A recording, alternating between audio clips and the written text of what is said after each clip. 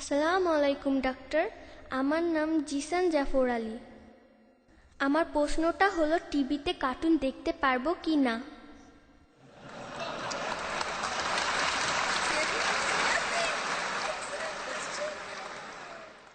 ভাই, তুমি আসলে সত্যি খুব সুন্দর একটা প্রশ্ন করেছো যে আমাদের কার্টুন দেখার অনুমতি আছে কিনা। বর্তমানে একটা ইন্টারন্যাশনাল সার্ভে আমাদের বলছে শিশুদের সবচাইতে বড় ক্ষতি করেছে যে জিনিসটা, সেটা স্যাটেলাইট চ্যানেল। আমেরিকাতে একটা শিশু গড়ে প্রতিদিন প্রায় 7 ঘন্টা টিভির সামনে বসে থাকে। স্কুলে সে এর চাইতে কম সময় থাকে।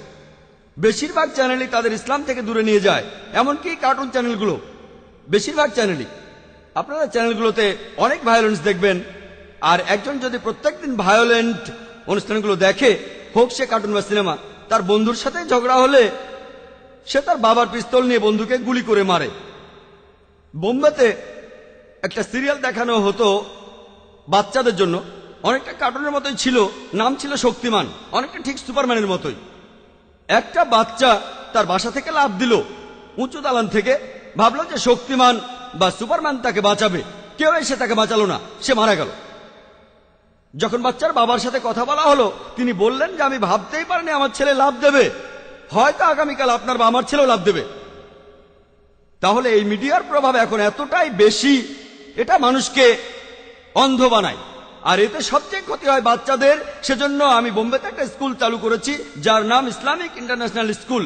এই স্কুলে ভর্তি হওয়ার একটা শর্ত হলো আপনার বাড়িতে কেবল টিভি থাকতে পারবে না, স্যাটেলাইট টিভি থাকবে না। এটা শয়তান, এটা একটা শয়তান। লোকে আমাকে বলে, তাহলে আমরা পিস টিভি কিভাবে দেখব? 1 নম্বর পয়েন্ট, পিস টিভি দেখার জন্য যদি কয়েকশো শয়তানকে আপনার ঘরে ঢুকতে দিতে হয়, কিছুই দেখা লাগবে না, সেটাই সবচেয়ে ভালো। বড় কোনো ক্ষতির চেয়ে ছোট ক্ষতি ভালো। কিন্তু যদি আপনার একটা স্পেশাল ডিশ থাকে আর একটা ডিকোডার, আপনি শুধু পিস টিভি দেখবেন, অন্য কোনো চ্যানেল না। আমরা চেষ্টা করব যাতে মধ্যপ্রাচ্য আপনারা দেখতে পারেন। একটা ডিশ দিয়ে খরচ হবে মাত্র কয়েকশো রুপি বা কয়েকশো দিরহাম। মাসে মাসে দিতে হবে না। অন্য চ্যানেলগুলো তো যেভাবে দেন, হয়তো মাসে মাসে 200 বা 250 রুপি খরচ করুন, কয়েক হাজার রুপি, আর বিল্ডিং এর সব বাসাতে যেন দেখে। একটা ডিকোডার নেন, সেটা দিয়ে পিস টিভি শুধু দেখবেন, অন্য কোনো চ্যানেল দেখবেন না।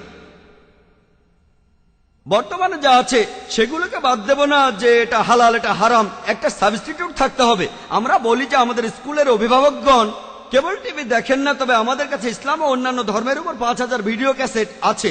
যদি প্রত্যেকদিন একটা করে দেখেন, প্রায় 3 ঘন্টার, সবগুলো থেকে শেষ করতে আপনার 13 বছরের বেশি সময় লাগবে। এই সময়ের মধ্যে আপনার ছেলে বা মেয়ে স্কুল থেকে পাশ করে চলে যাবে যদি প্রতিদিন একটা করে দেখেন।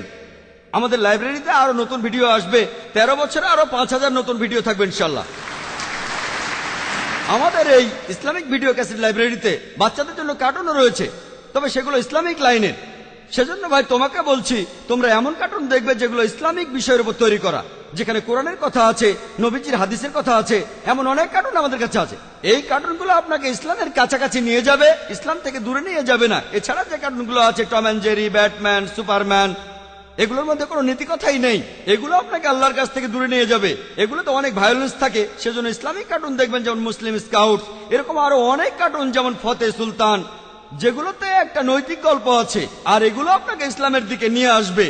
তাই ভাই, তুমি যদি কার্টুন দেখতে চাও, ইসলামিক কার্টুন দেখো, যেটা আল্লাহর পথে তোমাকে নিয়ে আসবে, কিন্তু সেই কার্টুন না যেগুলো আল্লাহর পথ থেকে দূরে নিয়ে যাবে। আশা করি উত্তরটা পেয়েছো।